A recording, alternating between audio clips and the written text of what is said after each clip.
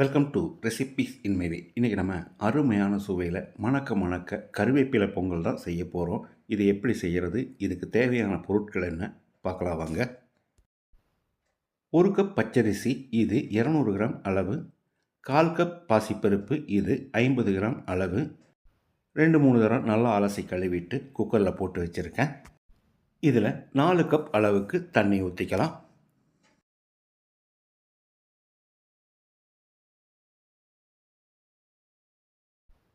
ஒரு டீஸ்பூன் நெய்யையும் சேர்த்து குக்கரை மூடி 4 விசில் விட்டு எடுத்துக்கலாம். பேனில் 1 டீஸ்பூன் நெய் சேர்த்துக்கலாம். 2 டீஸ்பூன் மிளகு, 2 டீஸ்பூன் சீரகம், 1 கப் அளவுக்கு கருவேப்பிலையை அலசிட்டு எடுத்து வச்சுருக்கேன். இதை போட்டுக்கலாம். கையளவில் இந்த அளவுக்கு இருக்கும். கருவேப்பிலையை நல்லா மொறுன்னு வர்ற அளவுக்கு வறுத்துக்கலாம். இப்போ இதை எடுத்து நல்லா ஆறின பிறகு மிக்ஸி ஜாரில் போட்டு பவுடராக அரைச்சி எடுத்துக்கலாம். நைஸாக வராது, கொஞ்சம் குறகுறப்பாக தான் வரும். நம்ம வேக வச்சுருந்த அரிசியும் பருப்பும் நல்லா குழையிற அளவுக்கு வெந்திருக்கு.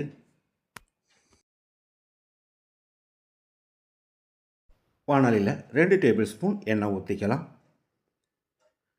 2 டேபிள் ஸ்பூன் நெய் சேர்த்துக்கலாம். நீங்கள் கூட சேர்க்கிறதா இருந்தாலும் சேர்த்துக்கோங்க. 3 டேபிள் ஸ்பூன் முந்திரி. ஒரு 10 செகண்ட் இதை பிரட்டி விட்டுறலாம். இப்போ இதில் 1/2 டீஸ்பூன் சீரகம், 2 பச்சை மிளகாய் நீளவாக்கில் நறுக்கினது, கொஞ்சமாக கருவேப்பிலை, 1 டேபிள் ஸ்பூன் அளவுக்கு பொடியாக நறுக்கின இஞ்சியையும் போட்டு ஒரு 10-20 செகண்ட் இதை வதக்கி விட்டுறலாம். இப்போ ஸ்டவ்வில் தீயை குறைச்சி வச்சு 1/2 டீஸ்பூன் பெருங்காயத்தூள், நம்ம வறுத்தரைச்சி வச்சுருந்த கருவேப்பிலை பொடியையும் போட்டு கலந்து விட்டுறலாம்.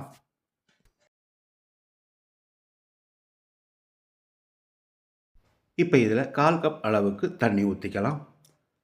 அப்போ தான் சாதத்தை போடும்போது நல்லா கலந்து விட முடியும். இப்போ இதில் நம்ம சாதத்தை சேர்த்துடலாம். இந்த பொங்கல் சாப்பிட்றதுக்கு நல்ல வாசனையாகவும் அதே சமயம் நல்ல டேஸ்ட்டாகவும் இருக்கும். சாம்பார், தேங்காய் சட்னியோடு சாப்பிட்றதுக்கு ரொம்பவே பிரமாதமாக இருக்கும்.